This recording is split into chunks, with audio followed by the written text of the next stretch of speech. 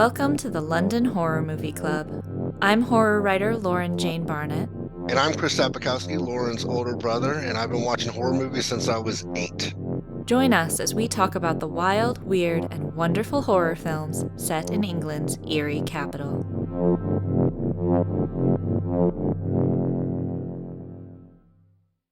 Welcome back, everybody. We have a real treat for you this month. With us today is an extraordinary makeup artist and special effects artist. I got the chance to be turned into a vampire in Witches of the Sands by her. Many people have been turned into zombies, been beaten up, all sorts of fascinating things, including really diverse works like the very emotional Our Kid and the smashing comedy Best Geezer, as well as the very well-known and beloved Winnie the Pooh, Blood and Honey 2.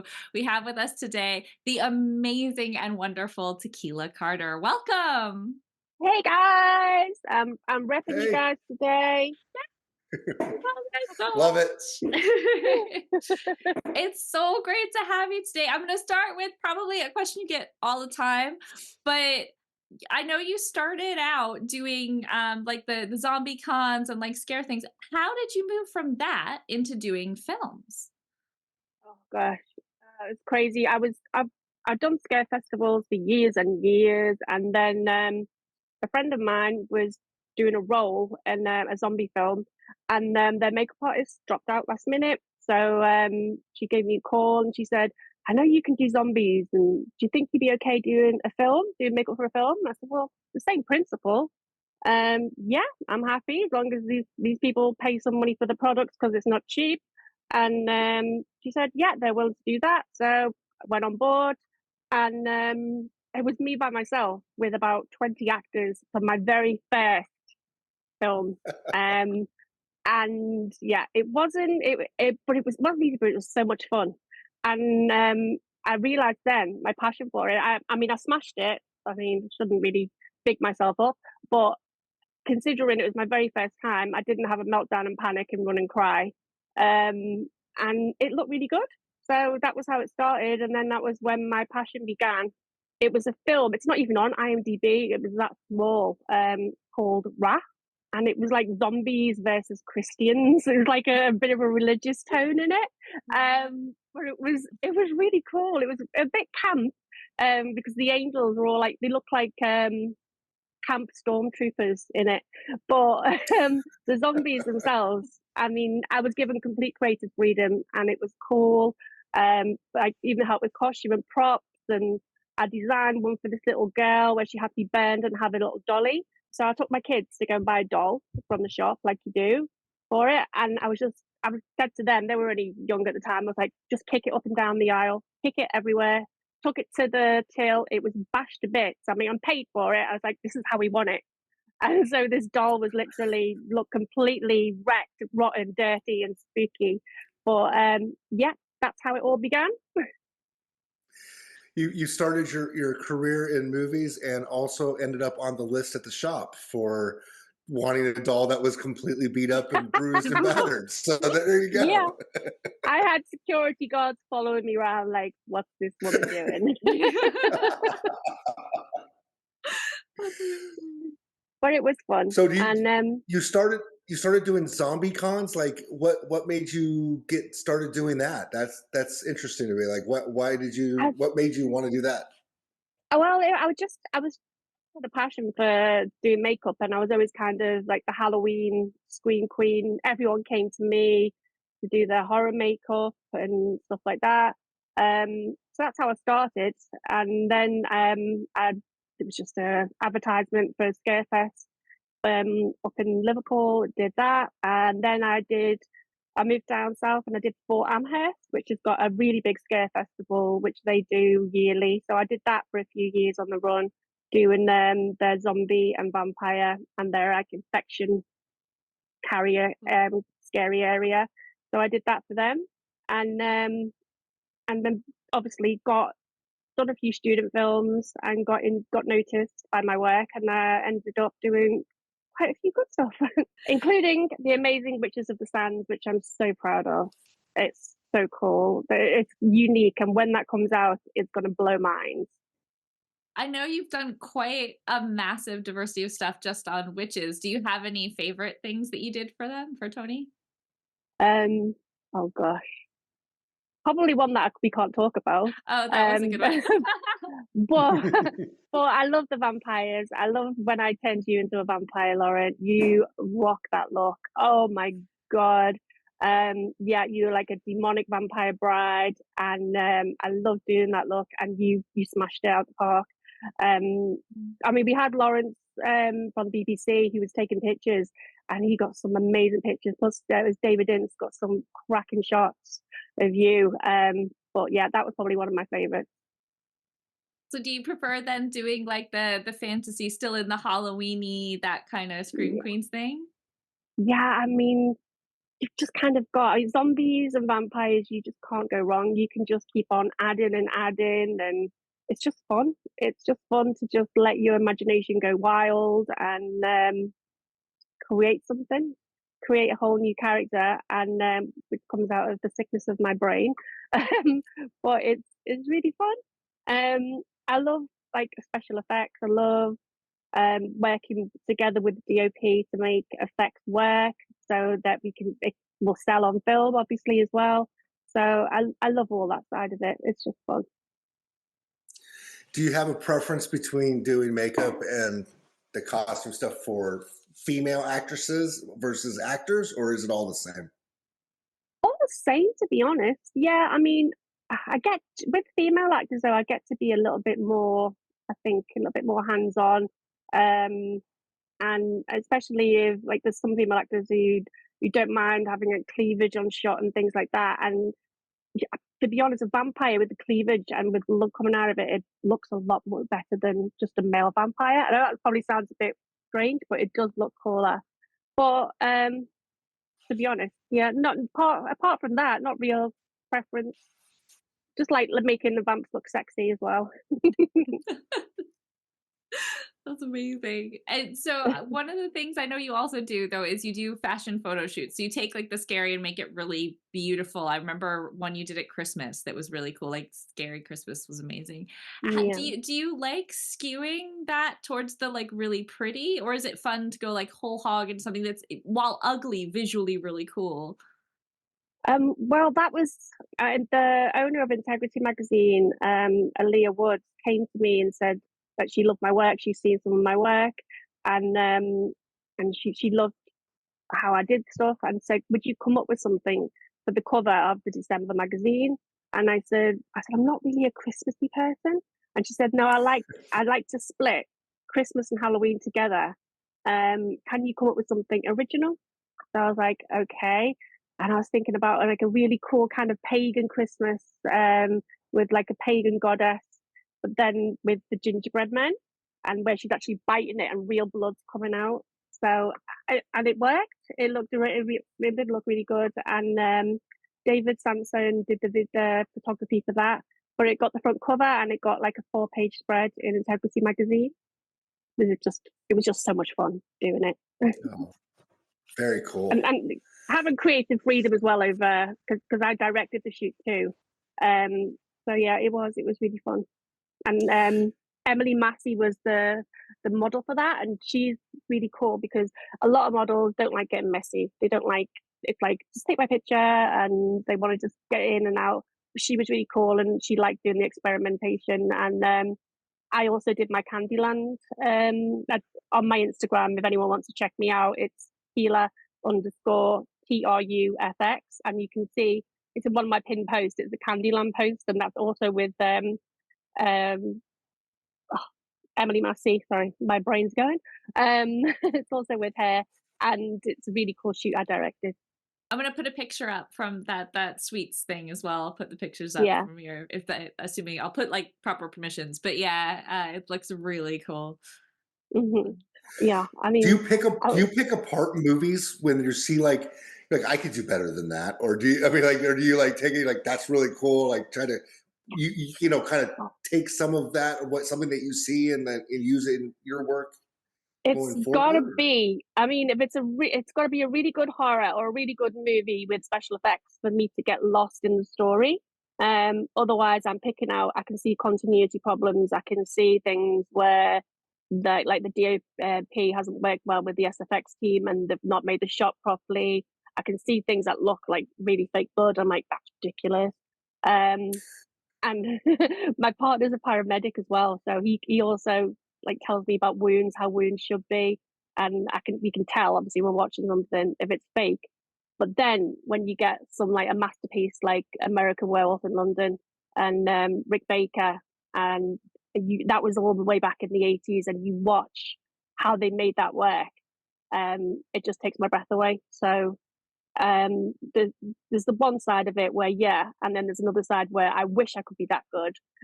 And also I've got to work recently with Sean Harrison and Paula Booker on Winnie the Pooh, Blood and Honey 2, and they've done a lot with Harry Potter. They've done Hellboy. God, they've done a lot of horror films.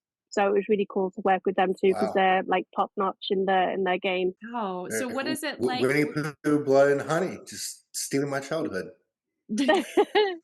Oh, I'm sorry. I had to watch that. I had to watch that movie when it first came out because as a kid, my mother used to paint like the murals of different, kid characters on your wall, right? So like Sesame Street but Winnie the Pooh was like, because my name's Chris, so like Christopher Robin, like Winnie the Pooh just was like always one of my favorites. And I was like, and they made a horror movie of it.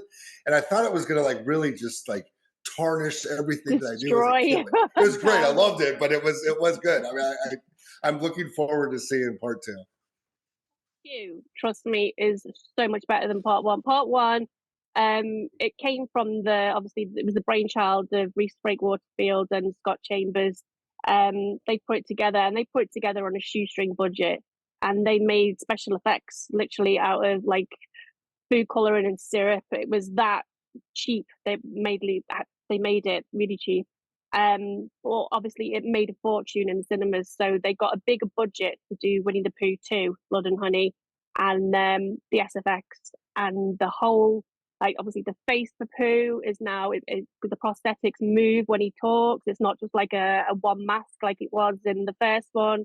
And obviously you've got Tigger, you've got Al, you've got Piglet in there as well, and they're all kind of the worst kind of nightmare versions of our lovely cuddly balls of fluff friends who we had from childhood.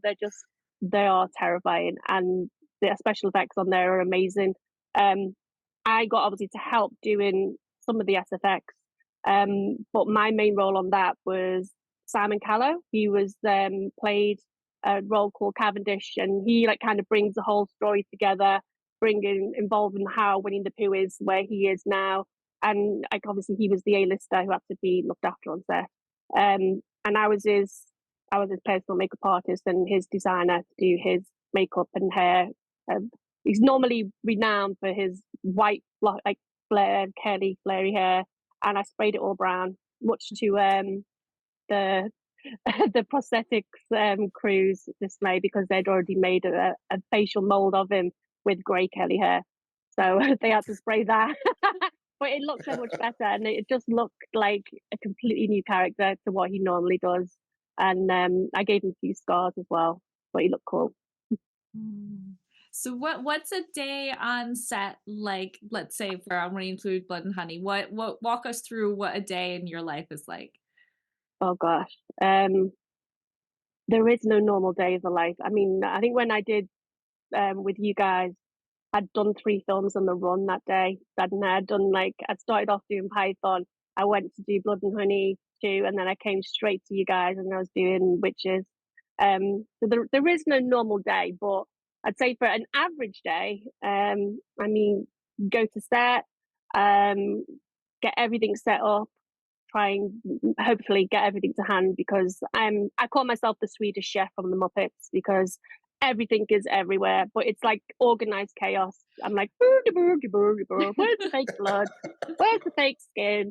Where's this? And like when you see it is disarray. It's not like normal makeup stations where it's all neat and tidy. I'm just like, everything's everywhere, and I get stuck in, meet the cast, just double check that they've got no allergies, or like they're not claustrophobic if they're having facial prosthetics, etc.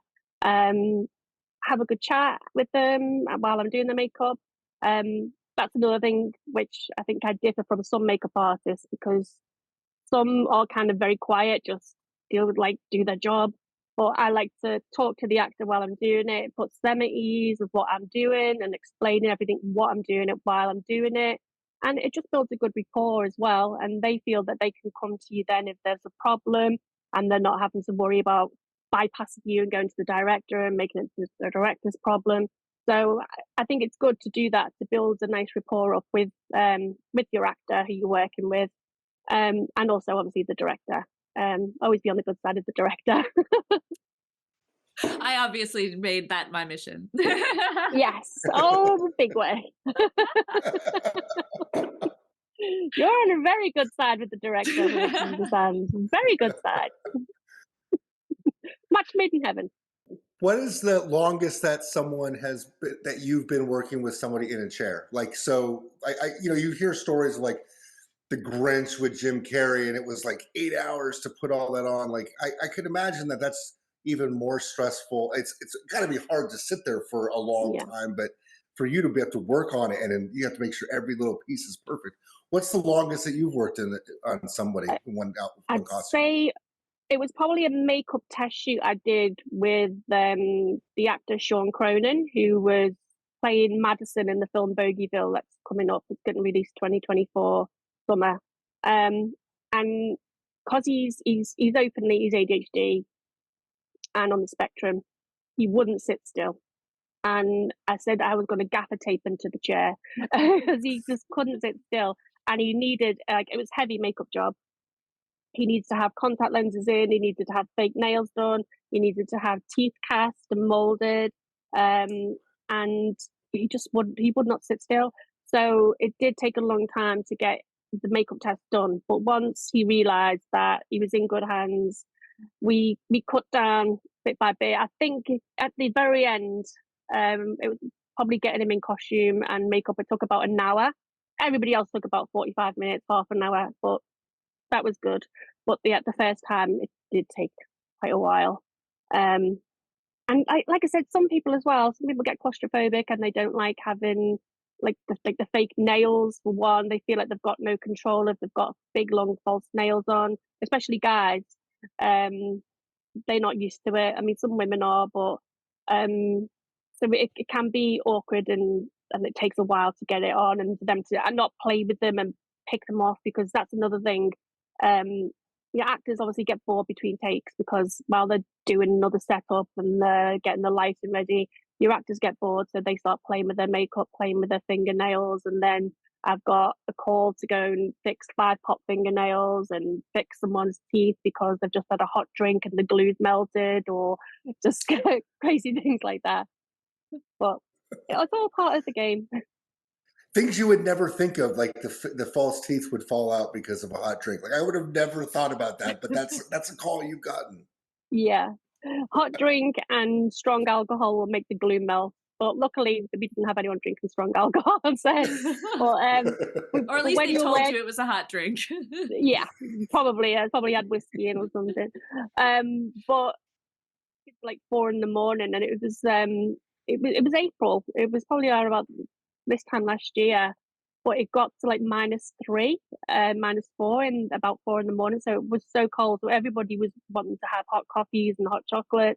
I'm like, no, just have a hot water bottle, hold that. Your teeth are going to fall out. It's going to take so much longer.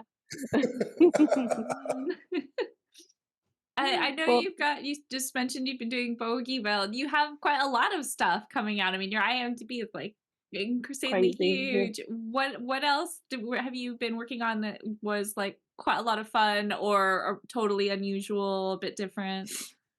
Oh gosh, well, I've got Bogieville coming out this year, and Winnie the Pooh is going to be released in this country hopefully soon. It's been released out in America. I mean, I'm hoping when Witches of the Sands is released, that's going to be an amazing one.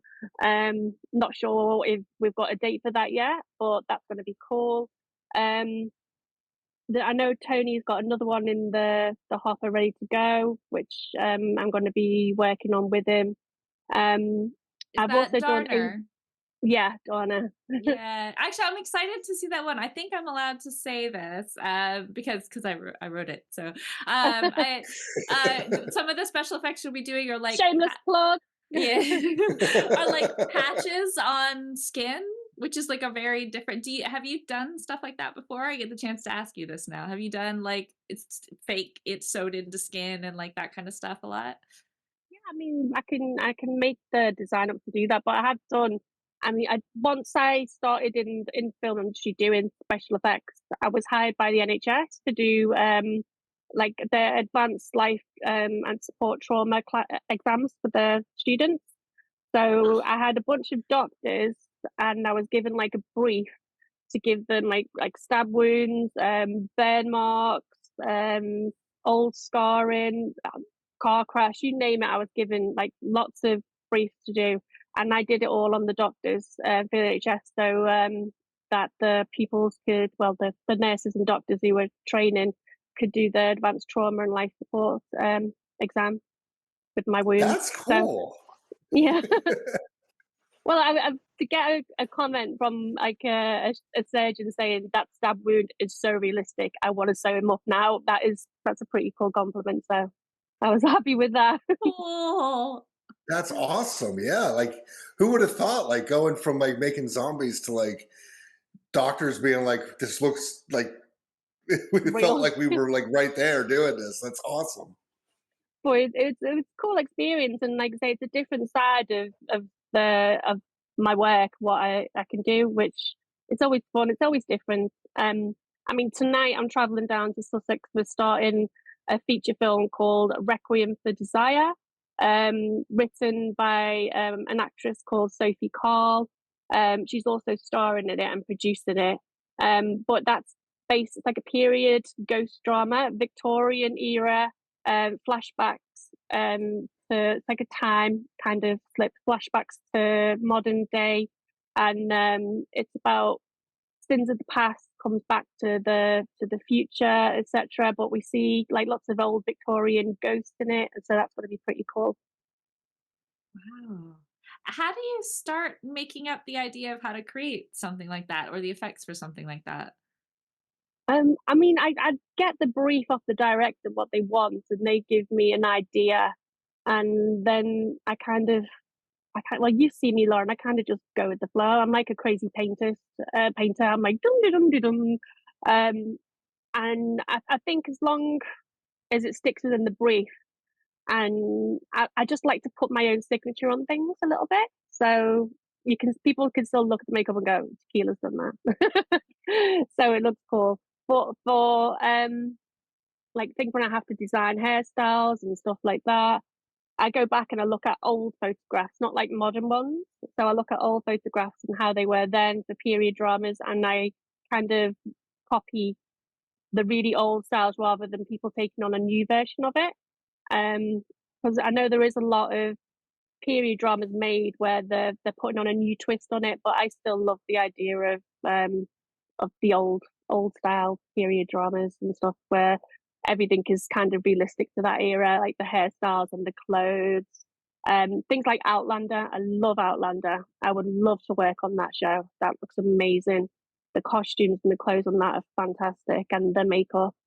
But yeah, I mean, I'm getting carried away. I just, I mean, and then obviously for the realism for wounds and stuff, I go to my partner who's a paramedic, and he gives me ideas of what I can do, and then I will come up with what products I've got which will make that. But I've made blisters out of like cling film, like plastic. I've just put like latex around it, and I put a bit of plastic, and then I inject it with like a gunk, and it looks like a real blister. So I've done things like that, which I've, with my own kind of methods, rather than buying the expensive stuff. I mean, if I need to buy the expensive stuff, I will do, but I've learned how to cowboy things on the cheap, so it still looks just as good, but without spending a fortune in the shops on all the expensive products.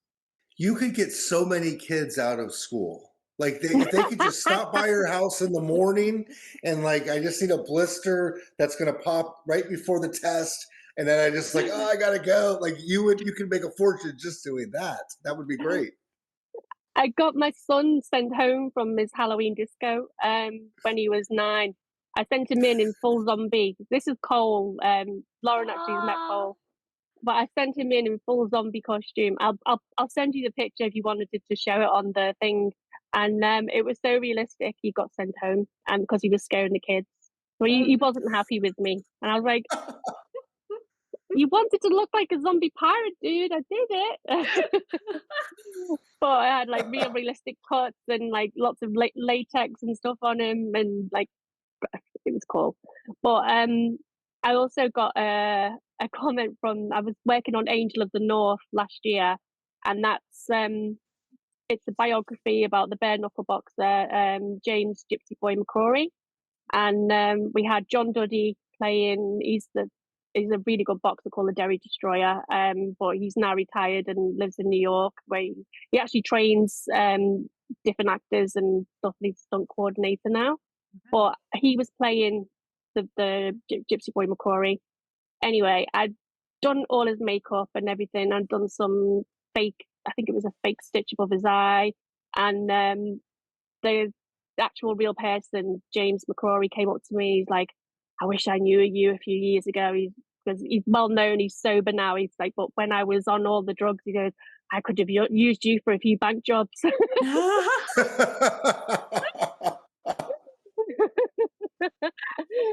Like he's well known. He's well known. Like he's sobriety, recovery, because he was in the film is about when he was in a bad place. He was on a lot of like drink, alcohol, and drugs. And he goes, how you made him look? He goes, I could have made a fortune if I knew you back then. Those are just compliments. Getting your kids sent home from school, having him come up and say that. Those are compliments that you almost need a second IMDb of like the compliments that you get. Like this is like my resume, like extras, you know? Yeah. I mean, Great. sometimes it's stuff you can't really like sort of just say out in public, but I just have done, I suppose. Well, it's fun. It's the things like that. That's what I enjoy. And probably why I am so chatty with my actors and with cast and crew is because we all have a laugh, and then we have a talk and discussion, and we make sometimes, which can be a very scary process, fun.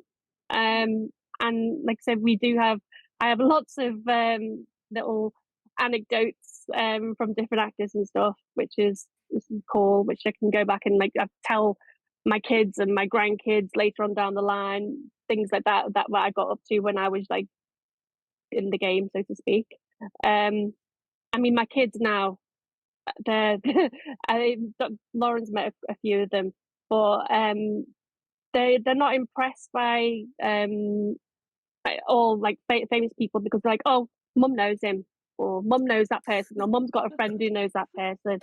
And and Lakin, my youngest, who's autistic, we go to school and he assumes that everybody works in film, and so we're at like parent teacher evenings, and he's asking other parents, are you in my mom's movie? Sorry, I'm doing an American accent because he speaks in an American accent, my child. Yeah, we're all a bunch of lunatics in this house. But yeah, he talks in, because he's autistic, he's got an American accent. So he literally goes up to people and says, are you in my mom's movie? My mom's directing, you know. And he tells them all I'm a director. He doesn't say I'm a makeup artist, so I'm quite good. He's giving me a promotion. But he just assumes that yeah, everybody is in that, so they're not really that impressed, but all their friends are. All their friends think it's cool and want to come to set and see stuff. But I try to tell them it isn't all fun and games. It is boring when you're waiting. There's an awful lot of waiting, which people don't get to see. People only see the finished result in the film, and then all the glamorous premiere pictures and things like that. But being on set, it can weigh you down, definitely. Actually, speaking of, you've been on so many different sets, and like you said, sometimes like bam, back in the row of each other. Is there one set that you like really loved working on, and you're like, oh, this is set up perfectly, or this location's so amazing, or this setup was perfect? Like, is there something that sticks out in your mind as one of the best? I mean, I always love working from Free Sprite Studios, Free Sprite Media with Duncan Ewan. I mean, it's my home from home. So anytime I'm working there, I feel really comfortable. And I mean, I love working with you guys and like Alex Churchyard as well. All of the video shop gang and all the Witches of the Sand gang. It's always just like a family reunion when we're all there. But there's also when we did a done Best Geezer a few years ago. I was working with Darren Tassel, Ryan and Neva, and Bill Rogers. And Bill Rogers is on a lot of the video shop films. He plays Benny. That's like his alter ego. But working with them, it was like my three big brothers every single day. We just got up to mischief constantly. And at the end, when we wrapped it, we were all in tears because it was like, we're not going to see each other again for a while. But it was, we all connected and we're really, really close now. I can probably, when is this going to be aired? It'll be at the end of May. Oh, that's okay. So I can say it now. I can say it because he won't hear. Yeah, Darren Tassel's 50th birthday is coming up next weekend. So with all of us, the gang of us have planned a surprise party for him with his wife. So we're going to have a really good get together. So all the Best Geezer people who got on really well, we're going to be going to this party for Darren's 50th. So happy birthday, Darren Tassel! Happy birthday, Darren! Yeah, he hasn't got a clue, and it's so funny because he's been invited us out for drinks, and we're like, "Oh, I can't make it this week, mate," but it's going to be fun when we all surprise him. But yeah, that set was great. Just, I mean, the actors, we just all got on. It was just like a family, and obviously Trish Norris. You've met Trish via Pipe when she's on Python. She's like the little step mom, and she looks after everybody. So yeah, I love being with them guys and Free Sprite Media. Free Sprite Media is just my second home. Does it make it easier to take? I mean, when someone offers you a job, do you look at who it's with, what it is? Like, do those helps you shape your opinion on if you're going to take it or not? Yeah, totally. I look at the script, and I mean, whoever I'm working with, if I know them before, or I've known people who have worked with them, and they're saying they're cool, they're great, I will always go on board and I will work the first day. If I find that they're not so great, I will finish that job and I won't work with them again. Obviously, there's a lot on the list where that happens.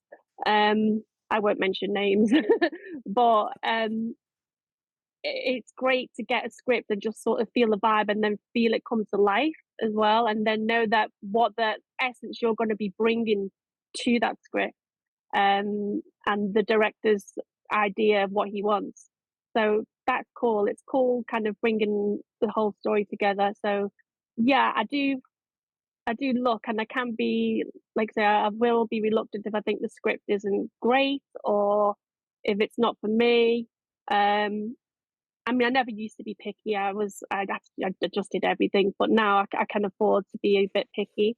And a good one I've got, because I did Winnie the Pooh too, on Peter Pan, Neverland Nightmare, which is starting filming the beginning of May, and it shoots in on and off throughout June too. So I'll be their makeup artist and SFX artist on that one as well. So that it's great it's like networking as well when you do go on set with these people, different people some people might say, oh, it's scary working with them, or it's scary working on that set, and you go, you make your own opinions, and I find if people kind of don't like who I am, and I just kind of I won't change myself, I'll just still be crazy Tequila. But I find it works better, and some people say they can't work with or they have problems with, I have no problems with, because I'm really kind of open and says it like it is kind of thing. But like I said, doing that helps you to network and meet other people, and then go on to bigger projects. And hopefully I will be part, fingers crossed, of the Pooniverse, which is going to be like We're going to be having Pinocchio, Peter Pan, Winnie the Pooh, the Mad Hatter. It's all coming together. There's going to be one battle royale at the end. There's going to be a big film where they're all together as well. So when the Pooniverse comes out, I'm going to be on that too. That's the most amazing thing I've ever heard. That's the Pooniverse. It's just, but just the fact that I love it. I love the fact that we can take something that was innocent and child, and we've kind of grown up, and it could go into that world, and it's going to be great. I mean, and that sounds like a lot of fun to work on. Oh, it is. I mean, there's about 10 WhatsApp groups with different things for it, and with the SFX group, because things have changed. Like Scott is always open. He's like the writer. He's always open to people's ideas, and I've given him a few ideas of what we're going to do in Peter Pan, and he's gone with them and he's put them into the script. So that's also good too, to know that you're being listened to by writers and directors, and if they think, yeah, that is a good idea, and they're going to roll with it. So a little piece of me is probably going to be in Peter Pan, a teeny tiny piece, but it's still going to be cool. So you talked about movies that you've been in that have been amazing, and movies that are coming up. But what about movies that you loved growing up? Were there any, or movies now that you watch and you're just like, oh, their makeup was great, or like some movies that make you happy about movies? My favorite movie growing up, I mean, I was always into horror, obviously American Werewolf in London. I loved all the slasher films, Halloween, and obviously later on Scream, even though Scream's a bit obviously a watered down version, but it was all, while I was growing up, I was watching them. But it's not actually a horror film, but my favorite film ever is Highlander, believe it or not. There can only be one. There can be only one. Connor McLeod of the Clan McLeod. Great film. I don't fangirl over anyone. I'm just everyone's chill. But I got to meet Christopher Lambert at a convention I was working at, and oh my god, I was like a mess. He was about 63, I think, when I met him, and he was still Connor McLeod with the long red hair, and I went up to him, I was like, I adore you, I love you so much. I was literally spouting his films off to him like a complete fangirl, and all he said was, oh, I really like your tattoos. I'm like, cool. And then I thought, because he's French, I will talk to him, I'll converse in French. So I went, because obviously I'm a Scouser, the most Scouse thank you ever. I was like, it was really embarrassing. I was like the Del Boy of fangirls. It was so bad. And when I went to say goodbye to him, I waved my hand and went, bonjour, instead of au revoir. And so I was so embarrassed, but of course I was so nervous meeting him. But he was really cool, and he was really chill with me, and he must have just thought I was a bit of a nutcase, but he didn't get me a restraining order out on me or anything. So it's all good. Like I said, he's the only kind of, I think, him, and I mean, I'd love to have met Vincent Price. That would have been amazing. I love all Hammer House horror, that kind of stuff. All the old school vibes, films, really loved. I have a question. You mentioned House of the Hammer horror movies.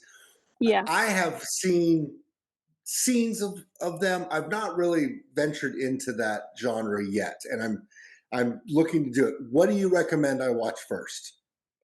Oh, it's got to be like the Dracula Prince of Darkness. It's got to be any with the Christopher Lee in. God, as a kid, I was pretty much like a loner, and you can imagine I'm a bit weird. All my designs and stuff in my head. But I used to have get myself a movie night when my mum used to go out, and I'd have the Hammer House, and it would be a Dracula one over and over again, or the werewolf one, and I'd get my bowl of Skittles and Maltesers, M&Ms, and I'd just sit there watching them over and over again. And I was probably only about 11, maybe younger than that, but I was really into them and drawn to them from such a young age. So yeah, I mean, and they are quite tame now. Thinking about it, and you watch it back, they're quite tame, so it's not as bad for a kid to watch. I mean, some video games now are a lot worse than that now as the horror films. But I was traumatized, I think, by watching Halloween for the first time because I was quite young. I sneak watched that, so I watched that when I was 7. Which I shouldn't have done. Never wanted to babysit again. No, my babysitter was my sister, obviously, and she let me sneak watch some of these films. And yeah, I shouldn't have done it, but it's maybe the person I am today. I have all 4 older siblings showing you horror movies at a young age. I was going to say that rings a little bit true, and just right now in this podcast as well.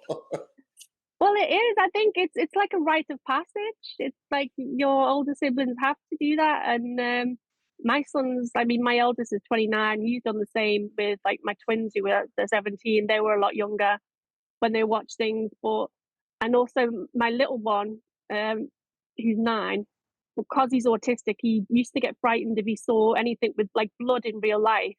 But then I'd show him like my fake blood during my work, and if he sees anything in passing or anything, like if he walks in on the kids when I call them kids, but they're adults now. If he walks in on them watching a horror film, he just thinks, "Okay, mummy done that makeup." So it helps desensitize him to know what's real and what's not real, which is good.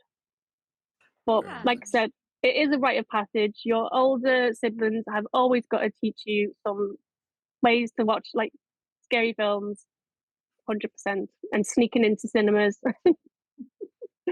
I've done that before too. Oh yeah. Yeah. I mean, I had it really easy because he worked at the cinema. So Oh wow. I got stuck into everything.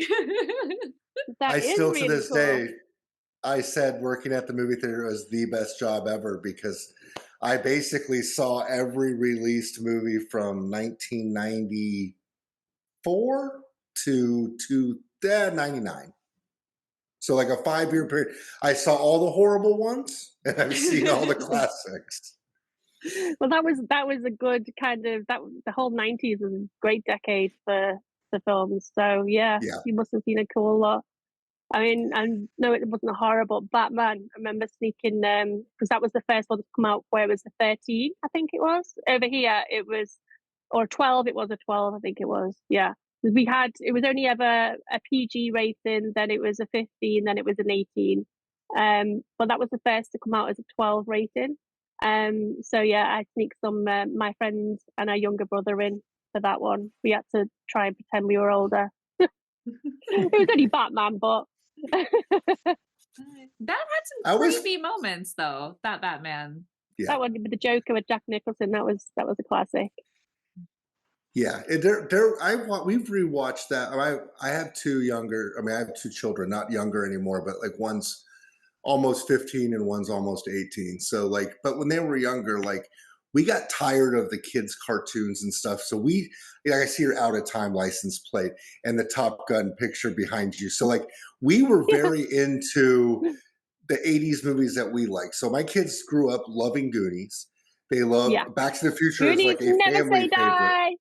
Yeah. You know, like I mean, if it's on, they will watch it now, and so it's something that we were okay with. And then when they got to a point where I was like, I think you can handle this. I'm like, here's Halloween, here's and some of the classic ones, and then they've also like my daughter also ventured into Scream and stuff like that, and my son is particular. He likes the Halloweens but then like if I'm like, hey, let's watch. I watched recently a movie called Baghead, which I actually thought was really good. And I was like, you want to watch this? He's like, no. It's like, all right, that's fine. I'm not going to force you. But yeah, so it's interesting. The movie theater definitely opened that up for me because I would see movies that I would have never even chosen to. And then you're like, oh, that's cool. It is good that you did that because it's all part of growing up. And it was a lot easier then as well to go into the cinema where now it like you need to take out a mortgage to take the whole family to the cinema. Sadly. Yes. Do you have movies you'd like to watch with your kids? I know they're very different ages, so it might be 3 different answers. Well, we all love Marvel as well. We all love like the Avengers. So we all went together, all of us, the whole gang, even the youngest, went to see Endgame. So that was cool. So we've all been into Marvel and like Guardians of the Galaxy, Goonies, like you said, Short Circuit, Back to the Future.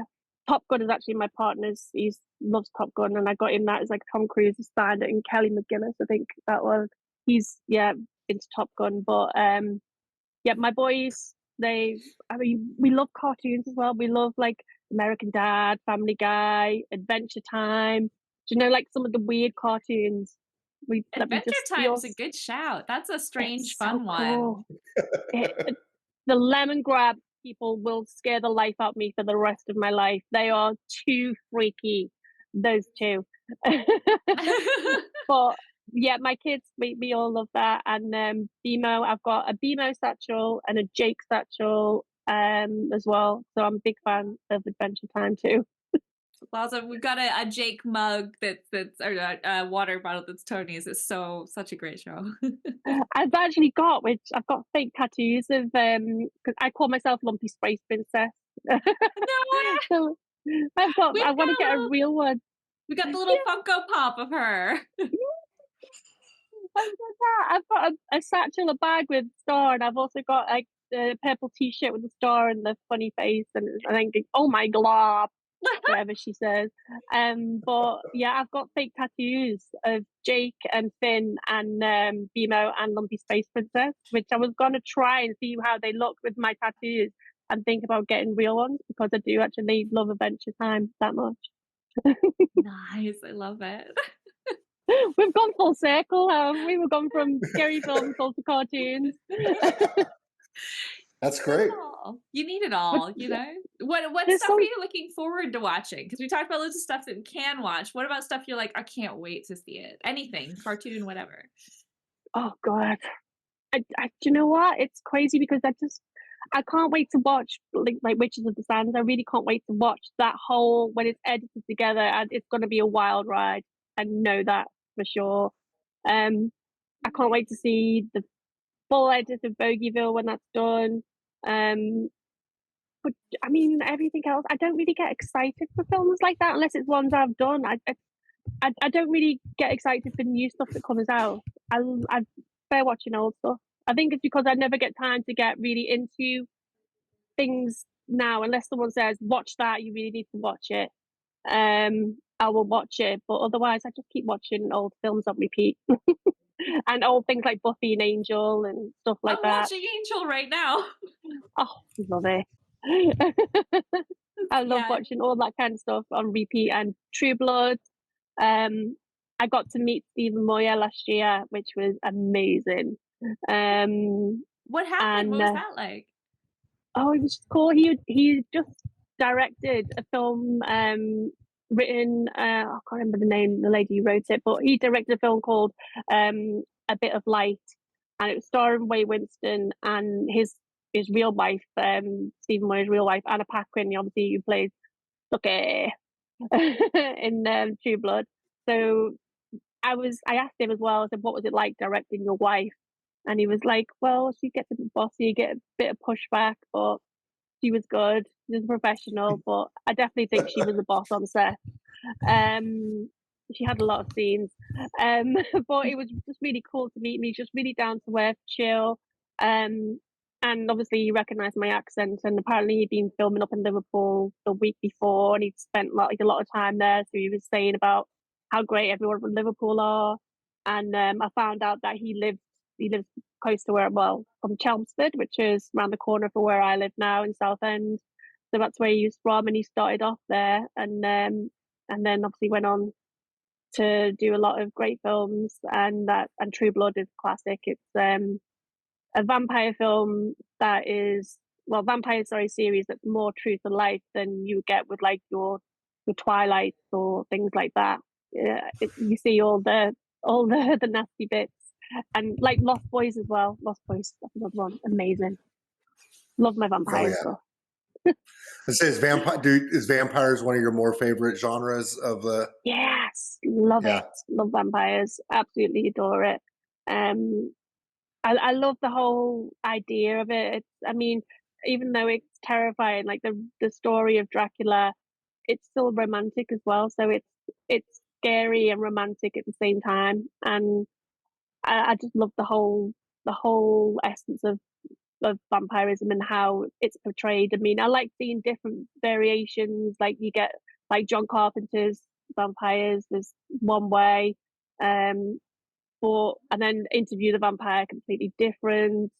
From True Blood to Lost Boys, I like seeing everyone's interpretation. One of my favorite vampire films is Dracula 2000. It was directed by Wes Craven, and it was just had a really great origin story to Dracula. I mean, I won't give spoilers in case people haven't seen it. I mean, it's an older one, but everyone should watch it. It's not like the most gory of films, but Jared Butler plays plays Dracula. But the actual origin story of how Dracula came to be, it comes out in that, and it's very good. It's a really good twist. I just had to look it up. I don't think I've seen that one, so I'm gonna have You to have now. to watch it. Well, okay, well, I'm not going Yeah. to give you no spoilers. You need to watch it because it's got a great twist to it, and you find out why Dracula doesn't like things that are religious and doesn't like silver, things like that. So I say watch it. Okay, I will. I will definitely watch it because I thought I probably had seen most of the, especially 2000. That should have been Yeah. in my wheelhouse, And but I Wes definitely Craven missed as it. well. Wes Craven directing a Dracula film. It was good. Yeah. Yeah, I'm a Wes Craven fan, so Nightmare on Elm Street is my all-time favorite horror movie. So Oh, Freddie. I met Robert England once. Oh my god. I remember him from V as well, where he played Willie in V. So Yep. like I was talking to him about that. But I still can't look at him properly because he still scares me.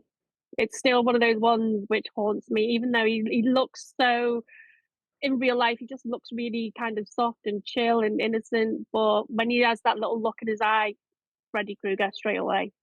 Yep. Even when he's playing other other characters, I can't. All I can see is Freddy. No. Yeah, he wasn't going to transition into rom-coms, I don't think. Yeah, I think he No. sold himself down a certain angle there. I mean, he started off as Willie the alien who was a vegetarian, wasn't he? And he was really kind of soft Mhm. and non-violent. So then Freddy Krueger, this like horrible, crazy, nightmare stalking monster who everyone in the 80s and 90s was terrified of. Mhm. Oh yeah. Yep. Yeah. If it's something sticks like that, then you know you're doing something good. 100%. Yeah. 100%. I'd love to create something like that. Something that people are terrified of for life. I'd love to create an original design. But I mean, that's later on. I have got ideas in my head of what writing, and I've got a couple of writing partners who I'm working with. So watch this space. All right. Ooh. Can I ask if it's like feature length or short you're gonna do first? Feature. It's a feature film. Excellent. Yeah, that we're writing at the moment with a guy called Michael Farrell, and Ryan Aneva is also an amazing writer. So and Duncan's involved as well, Duncan Ewan. But it's going to be a really good, different take on a character. That's all I can say for now. I can probably tell you privately, but I won't say anything publicly. But that's going to be the writing side of Tequila. Oh, interesting. I can't wait. That'll be great. Amazing. But I know we're about an hour now, so I don't want to take up too much of your time. But we always like at the end to give you a chance to talk about. We talked a little bit about what's coming up, but a little bit of time to say, things people should look out for, things you're excited for them to see. Yeah, I mean, totally. Witches of the Sands, obviously, and I think Bogieville 2024. They're going to take it to Cannes as well this year. So in Cannes, that's getting played over in Cannes. So hopefully we'll get a good reception. Angels of the North, I've yet to finish that, but I can't wait to see that being done. Peter Pan, Winnie the Pooh, Blood and Honey 2. Oh gosh, there's so many. And like I said, Requiem of Desire for Desire, which I'm starting tomorrow morning at 8:00. So that's going to be a long one. I thought that's going to be great. And also, there's a film I made with the same lady, Sophie Carl, and Heatherson Wall from M People. He was in it last year. It's going to be a TV pilot called Mademoiselle Lemaitre. I probably pronounced that wrong, but it's a really good pilot, and I can't wait to see that come out as well. Amazing. It sounds like you just need your own streaming site, and then we'd be able to see all of these in one place. So. Yeah, it could. I mean, Tequila's plus. And my friend Darren Tassel, like I said, he's like my big brother in the industry. He's like, Bollywood loves him, and he's just come back from a month of playing like a really scary Bollywood ghost villain, like who kills people. But he's like, I could watch this space for him. He's going to be getting quite big over in Bollywood as well. So I'm really looking forward to seeing his work and what happens with him now. I'm a big supporter of all my friends in the film family. I love supporting them, and I'm not one of these people who will share and plug any stuff that I'm involved in. I will happily share and plug other people's stuff, because I think that's what we should all do. No, I totally agree. Thank you so much for coming on. It's always so much fun chatting with you, and it flew by so fast. We're going to have you on again at some point. I know. Coming out. I hope everyone, I keep forgetting, because I know you, Lauren, and I relax and I'm talking. So I hope Chris can understand my accent, because normally when I'm on podcasts or I'm on a radio show, I start off like this, and then by the end of it, I'm completely turned to Cilla Black, and I'm full Scouse again. No, that's not understood at all. So no problems there. I don't know about you, but I really like the Liverpool accent in particular. I don't know if it's because we're Southern, but it's got this nice twang to it that reminds you of home. Do you get that as well? A little bit. Oh, it's like a Southern American accent. Oh. Yeah. Well, Bogieville was all Southern, like a Southern drawl. Oh, yeah, no yeah, way. all right. Yes, we're gonna have to watch Bogieville for the accents. I'm gonna miss home. Yeah. It was. The really good Southern drawl in that. Eloise Lovell Anderson, Jonathan Hansler, and Aravind Putra, amazing in it. And plus, it's also got Serena Taylor. She's Roger Taylor's wife from Queen. So she stars in it, and she's one of the vampires too. So yeah, it's gonna be one to watch. Oh, awesome! Can't wait. No, me too. Thank you so much again for joining us today, and thank you for having me. And repping. Woo! And we will see you next time. This week. Oh yes, I love it. Please have people tune in. Let them know that you're going to be out in May, which everyone who's listening, I guess, knows. So, well, thank you all so much for listening, and thank we'll see you you so next much. time. Thanks for having me, guys.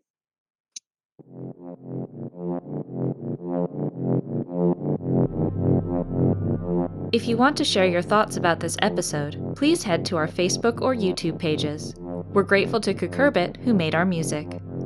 Thank you for listening, and please join us next time for the London Horror Movie Club.